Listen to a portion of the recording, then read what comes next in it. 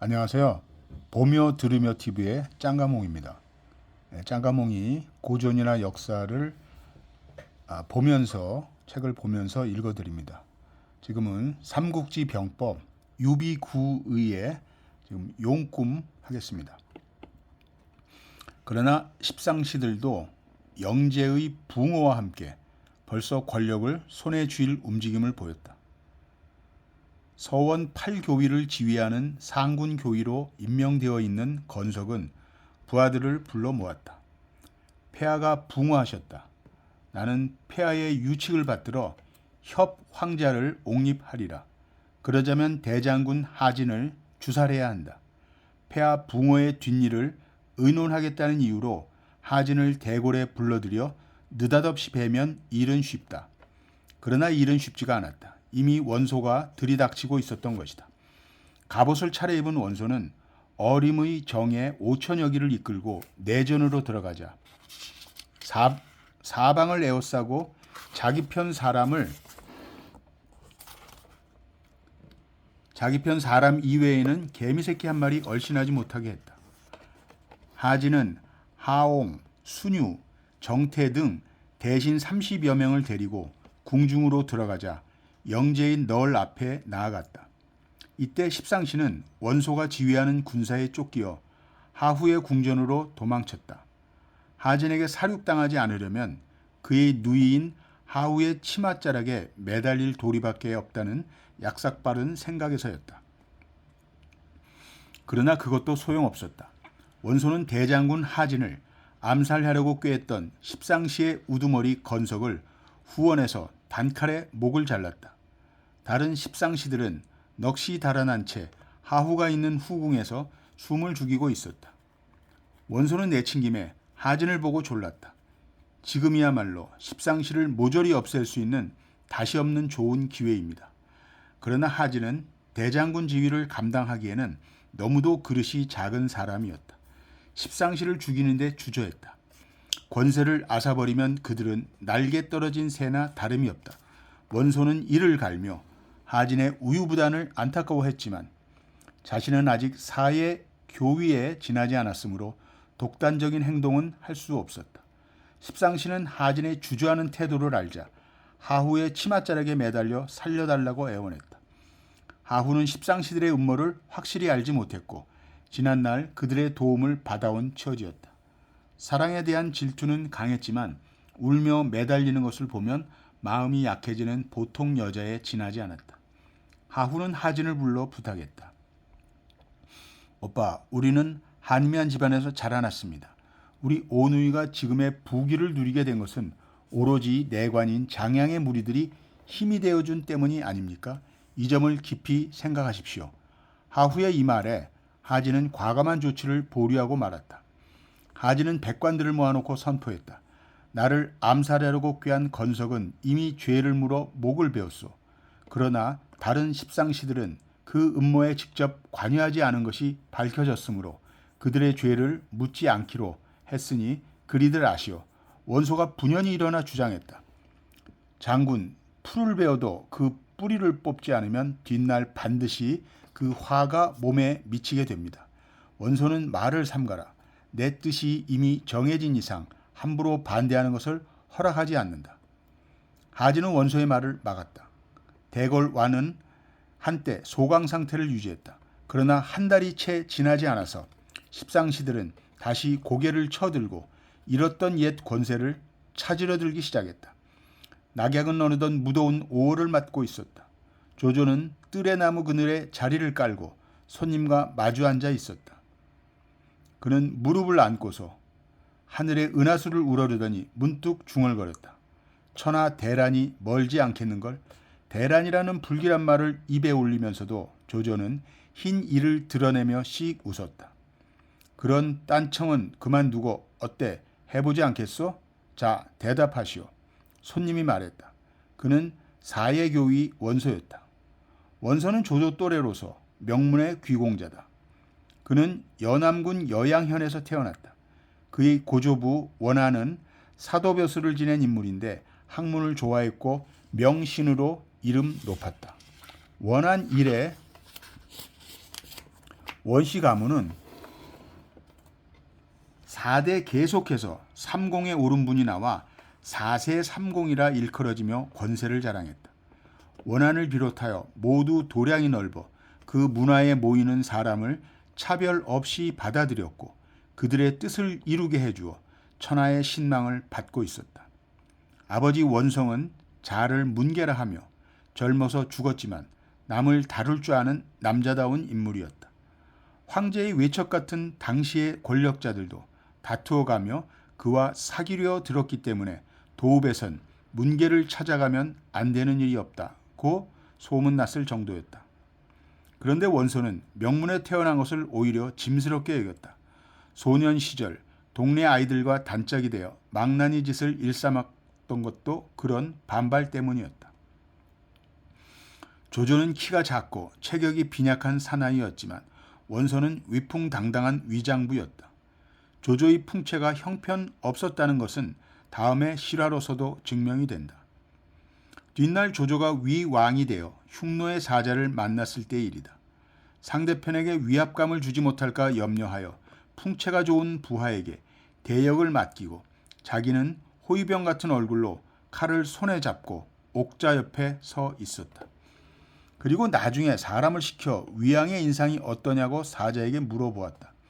아주 훌륭하며 드물게 보는 분입니다. 그렇지만 옆에서 칼잡이를 하고 있는 분, 그분이야말로 영웅입니다. 조조는 이 보고를 듣고 안 되겠다 싶어 곧 추격대를 보내어 흉노의 사자를 죽이게 하였다.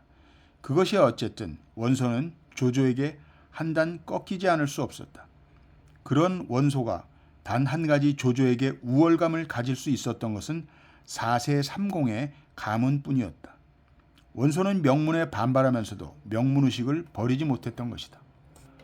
원소의 불량 소년 시절은 오래 계속되지 않았다. 이윽고 시동으로서 궁중에 들어갔고 명문의 귀공자답게 출세 가도를 달렸다. 20살에 벌써 복양태수가 되어 뛰어난 인물이라는 평판이 높았다.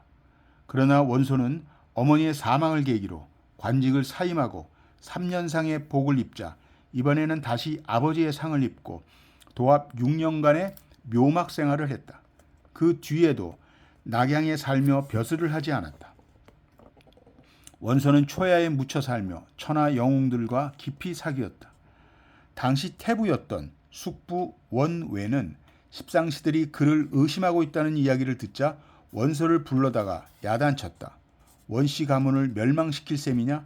그래서 그도 할 수 없이 대장군 하진의 명을 좇아 벼슬길에 나섰던 것이다. 원소는 서원 8교위의 하나인 중군 교위가 되었다. 조조와 같은 사단장급이다. 조조가 되물었다. 아까부터 자꾸 대답해달라는데 대체 무슨 일을 말이오? 아니 아직 듣지도 못했어? 저 썩어빠진 환관들을 싹 쓸어버리는 일 말이오. 원소는 답답하다는 표정이었다. 조조는 안고 있던 무릎을 펴면서 말했다. 아, 그 일 말이오. 그러면서도 마음속으로는 귀공자는 할 수가 없군 하고 생각했다. 경멸에 가까운 감정이었다.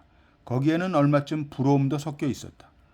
환관 몰살 의논을 환관의 손자에게 짓거리고 있는 것이다. 의심할 줄 모르는 순진함은 역시 전통 있는 명문의 자제가 아니고선 가질 수 없는 것이리라. 어떻소? 성급한 것도 원씨 가문의 사람답다. 권문 명가와의 교제가 아무리 많아도 조조는 이 사나이처럼 될 수가 없다. 뿌리 내린 명문 출신이 아니다. 그의 양 어깨는 어두운 그림자를 짊어지고 있다. 그 그림자와의 투쟁이 그에게 주어진 인생이라 해도 좋았다. 조조는 별 흥미 없다는 태도로 말했다. 잘 될까요? 잘 되고 말고. 무엇을 보고 잘 된다고 장담하시오? 며칠 전 들은 얘기로는 대장군 하진은 황태우에게 환관 주살 건의를 했다가 거부당했다던데. 아무리 오라버니 말이라도 황태우로선 환관이 한 명도 없게 되면 불편에 견뎌낼 수가 없지 않겠소? 대궐에 잡다한 일을 누가 하겠소? 후궁의 일 같은 건 별거 아니오. 궁녀도 충분히 해낼 수 있어. 원소는 어디까지나 낙관론자다. 내 의견을 말하겠소. 조조는 다시 무릎을 안았다. 뻔한 것을 굳이 말해야만 하는 것이 따분하다는 표정이다. 환관은 어느 때고 존재했소. 군주들이 지나치게 권한을 주었기 때문에 이런 일이 생겼던 것이요. 원흉에게만 중벌을 가하면 돼요. 그러려면 옥리 하나로서 충분하오. 바깥 힘을 빌 것도 없어.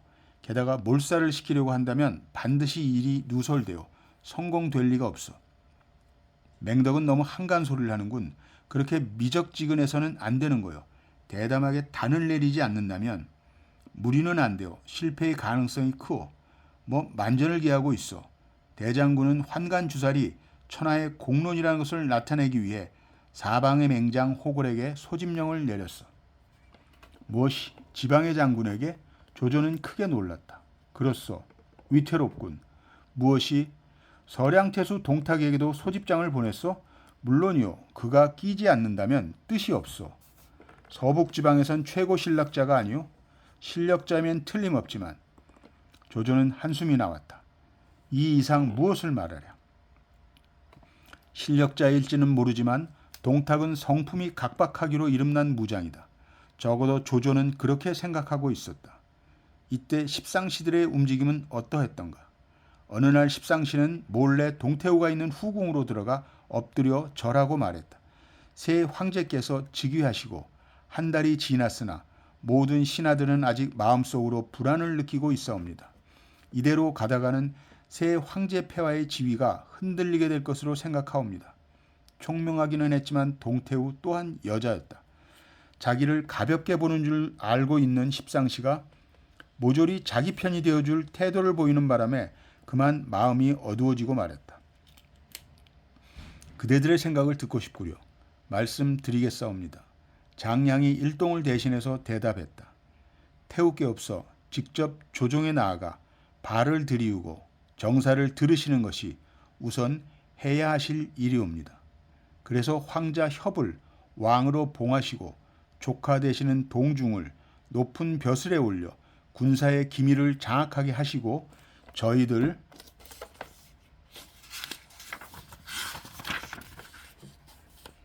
십상시가 이 일을 할 수 있게 만드시면 멀지 않은 장래에 다시 대궐안은 옛날의 권위를 되찾을 것으로 믿사옵니다. 동태우는 그들의 의견에 고개를 끄덕였다. 곧 황자 협을 진류왕에 봉하고 동태우의 친정 조카인 동중을 표기장군에 올리도록 했다. 그리고 장양 등 십상시를 각각 조정의 정치에 관여할 수 있는 벼슬에 나가게 하려 했다. 그러나 그 직전에 그들의 음모가 한 궁녀의 입을 통해 하후의 귀에 전해지고 말았다. 하황후의 분노는 불길처럼 타올랐다. 곧 하진을 불러 명령을 내렸다. 동태우를 사람들이 알지 못하는 먼 곳으로 귀양 보내도록 하시오. 하진은 순간 얼굴이 새파래졌다. 잔뜩 도끼를 품고 있는 하후에게 뭐라고 간할 말이 생각나지 않아 그대로 물러나오고 말았다. 집으로 돌아온 하진은 원소를 불렀다. 십상실이 다시 꿈틀거리고 있다. 이번엔 동태우를 어부리하고 있다. 동태우를 먼 곳으로 보내 몰래 죽게 해달라는 황후의 명령이다. 원소는 이맛살을 찌푸리더니 대답했다. 장군, 동태우를 암살해서는 안 됩니다. 그것은 장군 자신을 위태롭게 하는 원인이 될 수 있습니다. 십상시를 모조리 잡아 목을 자르는 일이 더 급합니다. 그로부터 며칠 뒤 궁중에서 새 황제의 등극을 축하하는 화려한 술잔치가 베풀어졌다. 잔치가 한창 무르익었을 때 소동이 일어났다. 하후가 취한 척하며 몸을 일으키더니 술잔을 들고 동태우 앞으로 나아가 짐짓 공손한 태도로 술을 따라 올리고 말했다. 부인들이란 나라 정사에 간섭을 하게 되면 결코 좋은 결과를 얻지 못하는 것이옵니다. 옛날 여후는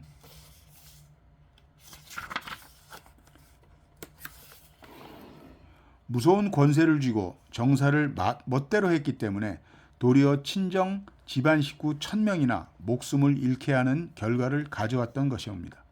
우리들 부인은 그저 궁중 깊숙이 몸을 담아두고 나라의 정치는 중신과 원로들에게 맡겨두면 사해는 자연 태평무사하게 되는 줄 아옵니다. 이 말을 들은 동태우의 두 눈썹이 갑자기 무서운 경련을 일으켰다. 닥치지 못하겠소. 돌아가신 황제께서 사랑하시던 왕미인을 황후께서 독살한 것을 내가 모르는 줄 알고 있어. 지금 황후가 낳은 아들이 천자의 자리에 오르고 오빠인 하진이 대장군에 있다고 해서 천하가 내 것인 것처럼 생각하고 있는 모양이구려. 만일 내가 그럴 생각만 있다면 표기장군 동중을 시켜 하진의 목을 자르게 할 수도 있어. 꾸중을 들은 하후도 금시 태도를 바꾸었다. 내가 어머니의 신분을 중히 여겨 말과 태도를 공손히 하니까 공연히 우쭐해져서 못할 말이 없군요. 지금 정말 국모는 황제의 친어머니인 바로 나요. 당장 그 자리에서 내려오시오. 참으로 방자하구나. 너는 근본을 캐면 천한 백정집 딸이 아니냐. 네가 무얼 아는 것이 있다고 그렇게 큰소리치는 거냐. 짓거렸겠다. 짓거렸으니 어떨 테냐. 에이, 늙은 할미 같으니. 앞뒤를 분간할 수 없게 된 하후는 느닷없이 동태우를 쥐어뜯고 함께 나뒹굴었다. 동태우도 지지 않고 하후의 얼굴을 손톱으로 핥히었다. 십상시들이 황급히 뛰어들어 둘을 안아 뜯어 말렸다. 동태우와 하후는 떨어지면서도 입에 담지 못할 갖은 욕설을 서로 퍼부었다. 동태우가 비밀리에 대궐에서 끌려나가 멀리 하간으로 옮겨진 것은 이튿날 저녁이었다. 그리고 하간 별궁에 갇힌 지 사흘이 못 되어 동태우는 누구의 손에 죽었는지 널에 담겨 낙양으로 돌아왔다. 동중은 당연히 표기장군의 자리에서 쫓겨나야만 했다. 동중은 결국엔 자객에 의해 암살당할 것을 알자 스스로 대청에서 목을 메어 죽었다. 장군, 그러던 어느 날 후원나무 근처에서 낮잠을 즐기고 있던 하진은 원소의 험악한 목소리로 잠을 깨웠다. 동태우의 장례를 문릉에 치르고 난 지 20일 남짓 지나서였다. 뭔가 원소. 장양과 단규 등 십상시들이 동태우를 돌아가시게 만든 것은 하진 대장군이라고 마구 소문을 퍼뜨리고 있습니다. 하진 대장군은 천하를 앗을 야심을 품고 있다는 소문이 한간에 퍼지고 있습니다. 설마 더 이상 지체할 수는 없습니다. 환관들을 한 사람 빼지 말고 모조리 죽이지 않으면 장군 자신의 몸이 위태롭게 됩니다. 지금 당장 결단을 내려야만 합니다. 다행히 장군께서는 어림군을 통솔하고 계십니다. 뿐만 아니라 휘하의 용맹스러운 장수가 얼마든지 있습니다. 이를 이루기는 손바닥 뒤집듯 쉽습니다. 하진도 마침내 결심을 굳혔다. 알았다. 십상시를 한 사람 빼지 말고 죽이고 말겠다. 그것이야말로 대장군이 해야 할 일입니다. 그러나 그들을 치는 것은 정정당당한 명분 아래 행해야만 합니다. 그러기 위해서는 각 지방에서 무공이 있는 용장들을 불러올려 위세를 돋구고 온 천하 백성들이 다 알게 하고서 죄를 주어 목을 베어야 할 것입니다. 그게 좋겠지. 하진은 우선 휘하 장수들과 관리들을 집으로 불러 모았다. 원소가 십상시를 치자는 안을 제기하고 각 고을 무장들에게 보내는 경문을 읽자 한 장군이 계책을 내놓았다. 하후는 지금도 아직 십상시의 달콤한 말을 믿고 있는 모양이므로 하진 대장군께서 저들을 죽이기는 어려운 점이 있습니다. 각 지방에서 불러올릴 제후들에게 죽이게 하지요 하고 안을 내놓았다. 그러자 주부 지님이 앞으로 나와 의견을 말했다. 공연히 시간만 끌 필요가 없습니다. 속담에 자기 눈을 가리고 참새를 잡는 것은 스스로를 속이는 짓이라 했습니다. 참새 같은 작은 것도 속일 수 없거늘 하물며 국가의 중대한 일이 아닙니까? 지금 대장군께서는 천하의 병권을 손에 쥐고 있습니다. 크고 작은 일을 마음대로 할 수 있습니다. 그까지 환관을 잡아 죄주는 거야 쉬운 일 아닙니까? 하진은 잠시 망설이다가 이윽고 말했다. 지님, 그대가 한 말은 너무 속된 것 같소. 역시 각 지방의 장군들을 불러올려 십상시를 죽이는 것이 명분이 설 것 같소. 하진은 역시 자기 한 개인의 명령으로 대궐에 군대를 들여보내는 것이 겁났던 것이다. 하진의 말에 일동을 침묵을 지켰다. 그러자 그 정적을 깨트린 사람이 있었다. 일을 하는 데는 긴 토론이 필요치 않은 줄로 압니다. 뭐? 하진은 소리나는 곳을 바라보았다. 조조히 힘얼건 얼굴이 보였다. 무슨 좋은 계략이 있단 말인가? 계략 같은 건 쓸 필요도 없습니다. 조조는 힘차게 말했다. 환관들의 화는 고금이 다 같습니다. 까닭인즉 한결같이 천자가 이들을 사랑하여 일상 가까이 하기 때문이며 그들이 무슨 남다른 재주와 지혜를 갖추고 있기 때문은 아닙니다. 그러므로 그들 죄를 바로잡으려면 십상시를 잡아 옥졸에게 넘기고 그들 목을 자르게 하면 그만입니다. 거창하게 각 고을의 무장들을 부를 필요는 없을 것입니다. 만약 경문을 띄우게 되면 십상시들은 자기들 생명의 위협을 느끼고 궁지에 몰린 쥐가 고양이에게 대들듯 선수를 칠 것이 틀림없습니다. 닥쳐라, 너는 언제든지 트집만 잡는다. 하진은 호통쳤다. 조조는 한번 절을 하고 방을 나와버렸다. 밖에 나왔을 때 조조는 차가운 얼굴로 비웃었다. 바보들, 하진이 그토록 지혜가 얕은 사람인 줄은 몰랐어. 각 지방 무장들에게 경문을 띄우면 일은 금방 알려지고 만다. 음험하고 교활한 십상시들이 제 목숨을 지키기 위해 어떤 수단을 쓸 것인지는 뻔하지 않은가. 설사 십상시의 반역을 쳐부순다 하더라도 각 지방에서 모인 무장들 중에는 하진 같은 것의 권세를 내맡길 수 없다는 야심을 품은 사람도 있을 것이다. 하진은 그것을 모르고 있어. 조조는 걸어가면서 혼자 중얼댔다. 예를 들면 서량제사 동탁이 그런 인물이다. 황건적을 무찌른 공로로 높은 벼슬에 올랐고 지금은 20만이나 되는 대군을 거느리고 있다. 게다가 부하에 이각, 곽사, 장제, 번주 같은 용장들이 있다. 이유와 같은 놀라운 지혜를 지닌 모사도 있다. 절대 방심은 할 수 없어. 동탁이 낙양으로 올라오게 되면 하진 따위는 밀려나고 말걸? 집에 돌아온 조조는 고향에서 데리고 온 늙은 하인에게 술을 가져오도록 시켰다. 하인은 술 같은 걸 마시는 일이 없던 주인의 뜻하지 않은 명령을 받고 물었다. 날이 어찌 되신 겁니까? 아무것도 아니다. 그저 혼자서 미리 축배를 드는 거다. 미리 축배를 들다니요. 내가 천하를 차지한다. 그 조짐이 앞에 보이고 있어. 그것을 미리 축하하는 거야. 하인은 조조가 미치지는 않았나 하고 의심했다. 하하하, 이 사람아, 나는 미치지 않았어. 멀지 않은 장래에 천하는 갈갈이 나뉘어 전란이 일어난다. 이것이 눈에 환히 내다보이는 거야. 그때 이 조맹덕은 실력을 함부로 마음껏 펼 수 있게 될 거다. 두고 보아라. 두 번째, 서량 호랑이. 어린 천자의 조서는 각 지방 무장에게로 보내졌다. 부름의 명령을 받은 무장들은 잇따라 낙양으로 올라오기 시작했다. 동군 태수 교모, 병주자사 정원, 한해 태수 왕강, 그리고 서량자사 동탁 등이었다. 동탁은 스스로 대군을 이끌고 올라오기 전에 먼저 거창한 표문을 천자에게 올렸다. 삼가 듣건대 천하가 계속 어지러워져 있는 것은 모두 장양 등 내시들이 하늘 무서운 줄을 모르고 황제의 명령을 저희들 멋대로 하고 있기 때문이옵니다. 신이 듣건대 끓는 물을 끓지 않게 하려면 불을 끄고 섭을 꺼내야 한다고 하옵니다.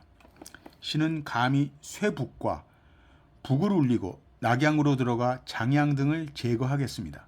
이는 곧 조정의 안녕과 천하의 평정을 위해서입니다. 이 표문은 참모 이유가 지었다.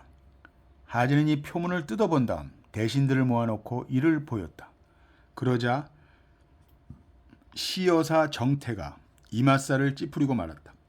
동탁은 호랑이와 같습니다.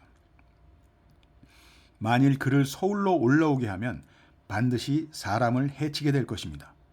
하진은 기가 막히다는 듯이 말했다. 정태, 그대는 사람을 너무 의심하는군. 아닙니다. 정태가 말한 것이 옳은 줄로 압니다. 그러자 또 말하는 사람이 있었다.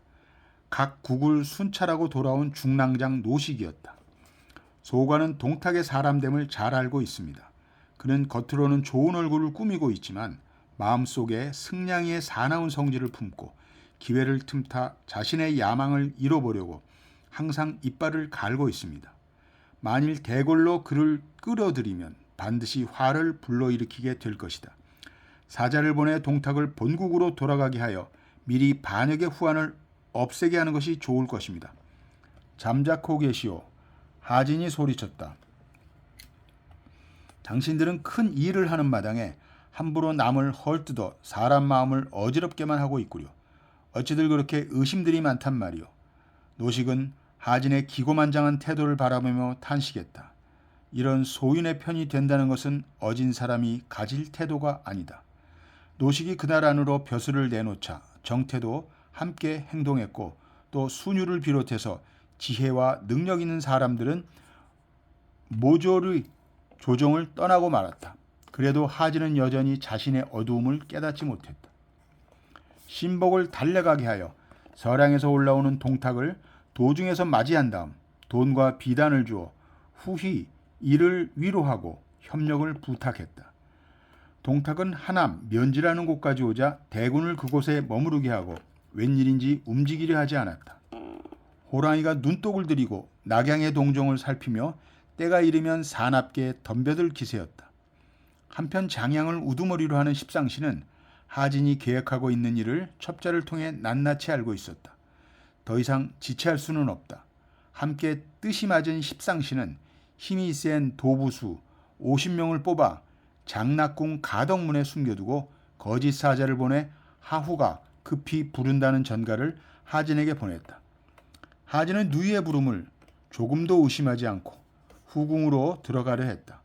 주부 진임과 원소는 그 자리에서 이것이 십상시의 음모일 것으로 짐작했다. 장군, 준비 없이 가볍게 들어가시면 안 됩니다.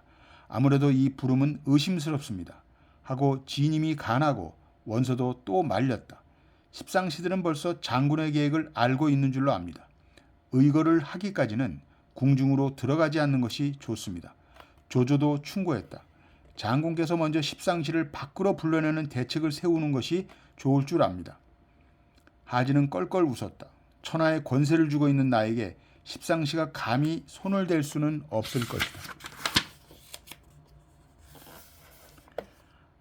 하진이 말을 듣지 않자 원소는 거듭 말했다. 기어코 가시겠다면 저희들이 정병을 이끌고 쫓겠습니다. 호의야 마음대로지. 하진은 아무런 의심도 품지 않고 집을 나섰다. 원소는 친동생인 원수를 시켜 500길을 거느리고 청쇠문까지 가서 그곳에 지인을 치게 하고는 자신은 하진을 따라 궁중으로 들어가 장락궁 앞에 이르렀다. 그러자 그곳에 환관이 기다리고 있다가 막았다. 황후께서는 밀실에서 대장군과 단 2분이서 상의하시겠다가 하오니 다른 분은 여기서 기다리시기 바랍니다. 원소는 고개를 갸웃했다. 그러나 하진은 의심 않고 성큼 들어갔다. 그래 그럼 원소, 그대는 여기서 기다리도록 하라. 가덕문을 막 들어섰을 때였다. 하진의 눈앞에 나타난 십상시들은 하나같이 살기에 찬 모습을 하고 있었다. 먼저 묻겠다. 장양이 말했다. 너는 동태우가 무슨 죄가 있기에 죽였는가? 너는 백정의 천한 몸으로 우리 환관들의 추천으로 출세를 하여 오늘의 부귀를 누리고 있으면서 지금에 와서 우리 환관들을 도리어 해치려 하고 있으니 무슨 속셈인가? 하진은 대답 대신 몸을 돌려 도망치려 했다. 그러나 벌써 국문이 닫혀 있었으므로 아무데도 달아날 곳이 없었다. 이 백정놈, 적어도 마지막 죽음만은 사내답게 죽는 것이 좋을 거다. 장양 등을 비웃으며 꾸짖었다. 이놈들, 하진은 발끈하여 칼을 뽑아들기는 했지만 본디 칼 쓰는 법을 배운 적이 없는 그는 공연히 꼴사납게 헛칼만 휘두르고 있었다. 도부수 하나가 하진의 허리를 찼다. 하진은 4활개를 벌리고 땅에 자빠졌다. 그러자 장양은 등을 콱 찌르며 외쳤다. 배신자, 네 죄를 알렸다. 후세 사람이 싫어 읊었다. 나라 망할 때 나라 망치는 권귀이 있네. 그 거들거림이 어찌 벗어날 수 있으리. 칼의 안갚음. 원소는 아무리 기다려도 하진이 나오지 않으므로 차츰 불안해지기 시작했다. 견디다 못해 억지로 안으로 밀고 들여야 하랬다. 그러나 환관들이 길을 가로막았다. 아, 역시 속임수였구나. 원소가 이를 가는 순간 국문 담 너머로 머리가 하나 던져졌다. 하진의 머리가 틀림없었다. 이 내시놈들, 우리가 이대로 물러갈 줄 아느냐? 원소는 허리에 차고 있던 종을 들고 깨질 듯이 마구 흔들었다. 그 신호를 들은 청세문 밖 500기는 원술의 명령이 떨어지자 무서운 함성을 지르며 문에 불을 지르고 물밀듯이 쳐들어왔다.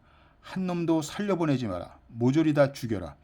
원술이 외치는 소리에 따라 500기는 완전히 마귀의 집단으로 변해 궁중으로 뛰어들어가기가 무섭게 내시로 보이기만 하면 10살 먹은 어린아이든 80 먹은 늙은이든 닥치는 대로 모조리 쳐 죽였다.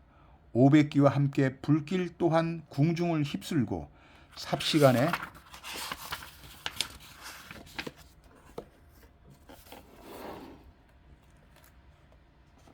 낙양궁이 아비규환의 지옥으로 바뀌었다. 군사들은 한번 사나운 야수로 변해 피보라를 보고 피비린내를 맡게 되면 그 사나움은 걷잡을 수 없게 된다. 도망쳐 갈팡질팡하는 궁녀들과 계집종까지도 모진 칼날 아래 쓰러졌다.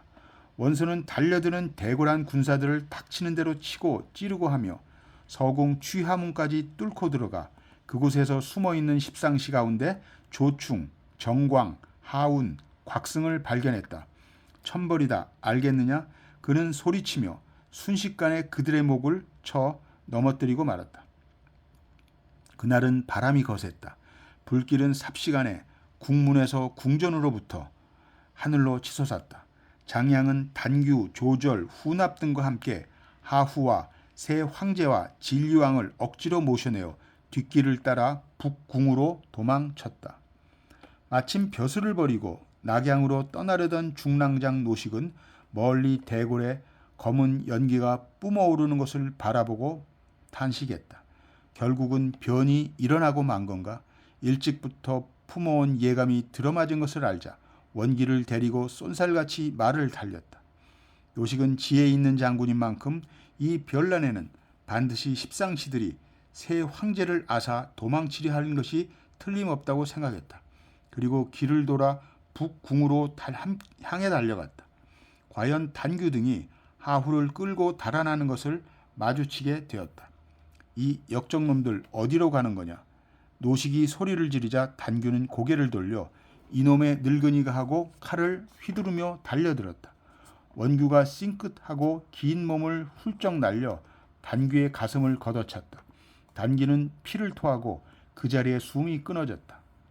한편 남궁에서는 원소와 원술의 지휘 아래 십상시의 일족이 모조리 참살당했다. 궁중에 있는 관리들 가운데 수염이 없는 탓으로 환관으로 잘못 보여 목이 달아난 사람도 적지 않았다. 그래서 대궐 안에 있던 사람들은 자신의 상징을 드러내 보이며 겨우 목숨을 건진 웃지 못할 희극을 연출하기도 했다. 이때 살해당한 자는 2,000명 남짓, 도망친 자도 모두 강물에 몸을 던졌다고 한다. 한편 십상시의 하나 장양은 새 황제와 황제의 동생 진류왕을 모시고 이리저리 헤매고 있었다. 그곳은 낙양 북쪽 공동묘지가 있는 북망산 언저리였다.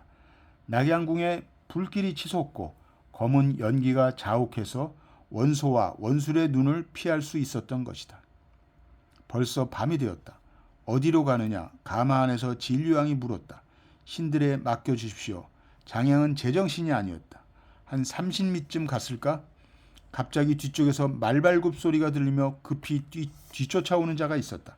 끝장이로구나. 어지간한 장양도 가마를 어딘가 숨기려고 서둘렀으나 공교롭게도 오른쪽은 벼랑이었고 왼쪽은 강이었다.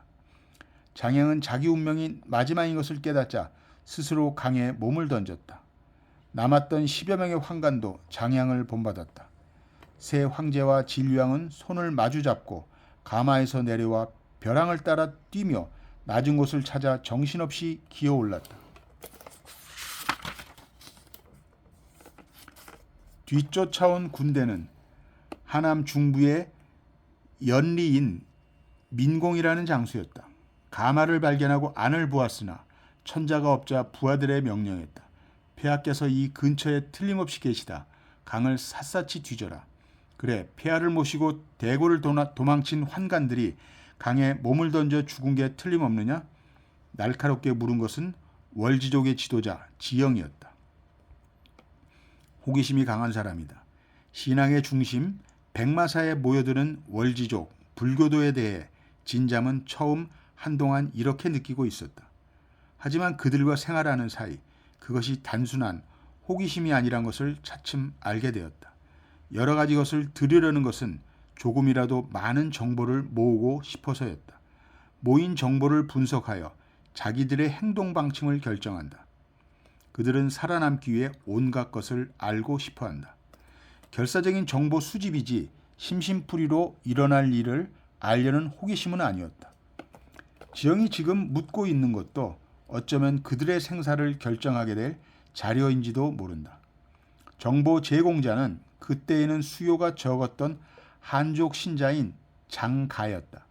그는 이날 낙양서쪽 소평진 근처에 갔다가 정말 우연히도 역사적 사건을 목격했다. 소평진은 나루터다. 그는 그곳에서 밤낚시를 하고 있었다. 그때 황제 일행이 거기 나타났던 것이다. 물론 처음에는 황제인 줄 몰랐다. 또 큰 불이 났나? 저것은 우리 집 방향과 틀리니 걱정할 것 없어. 낙양성 안에 불길이 치솟는 걸 바라보면서도 장가는 낚싯줄을 들이우고 있었다.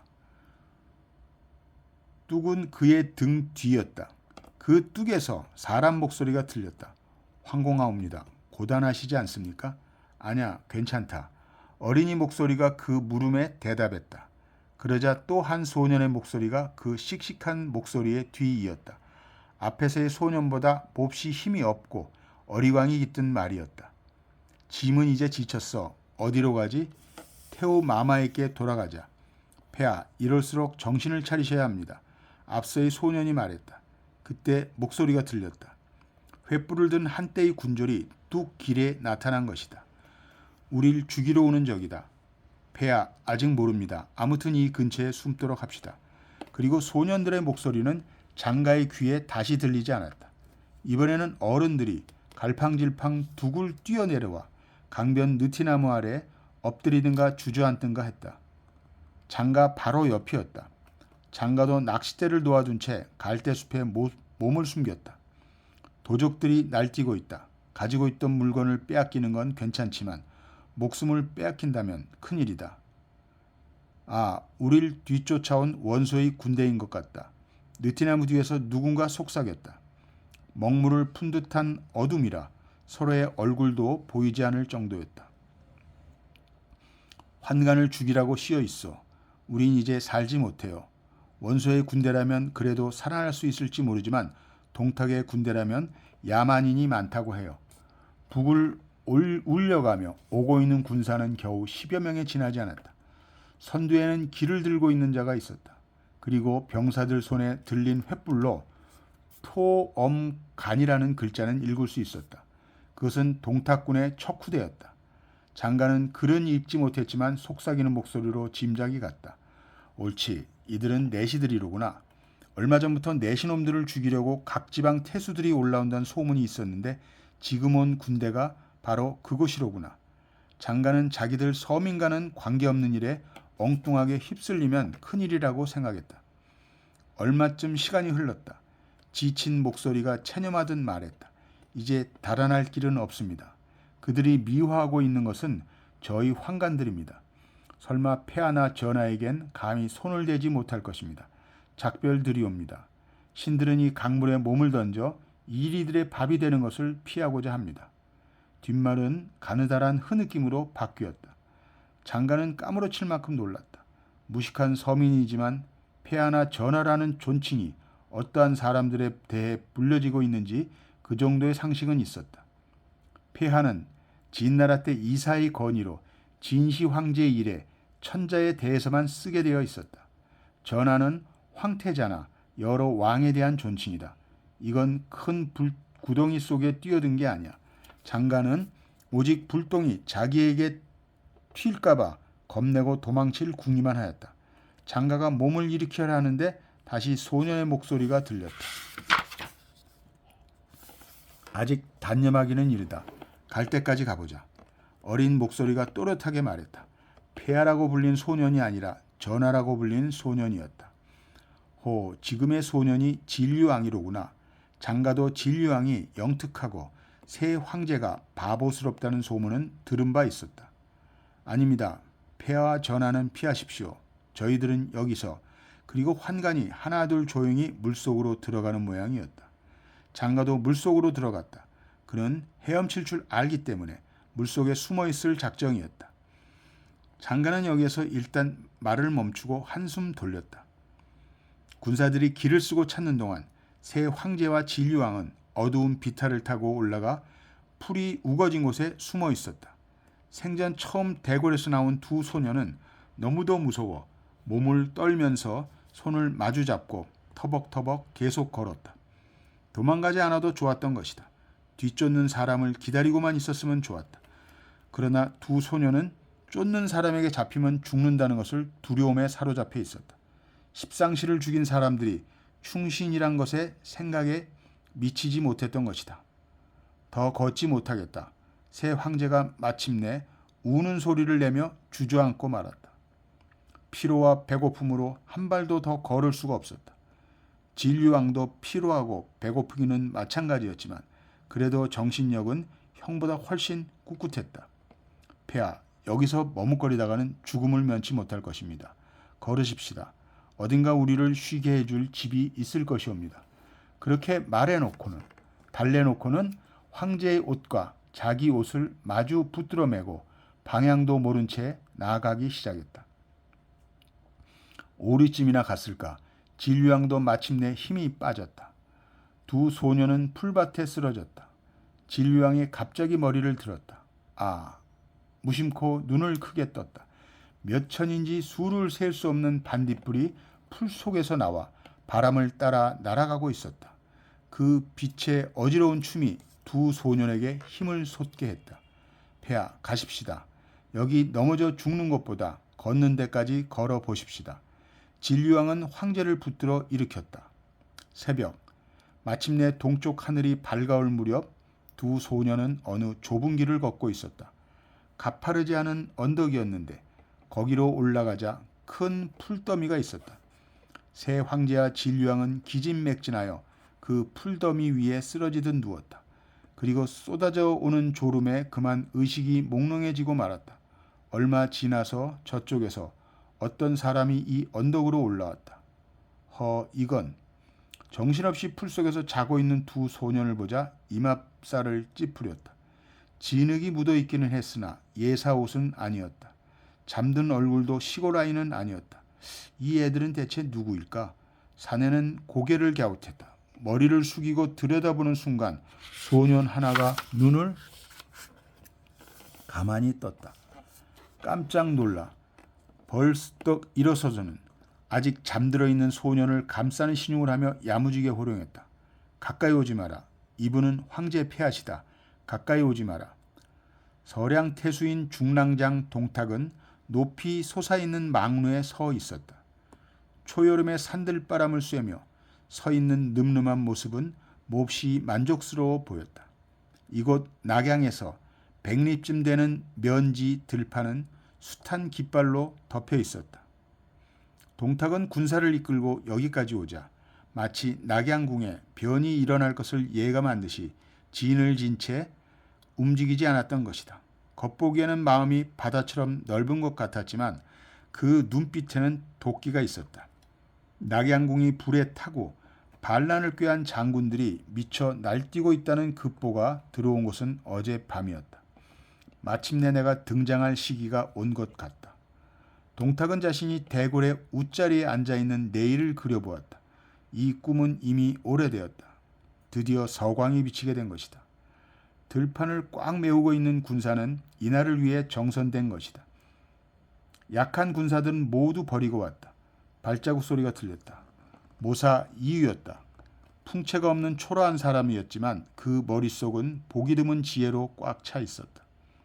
장군, 방금 경사스런 새가 막사로 날아들었습니다. 그렇게 말을 건넸다. 어떤 새인데? 2마리의 봉의 새끼올시다.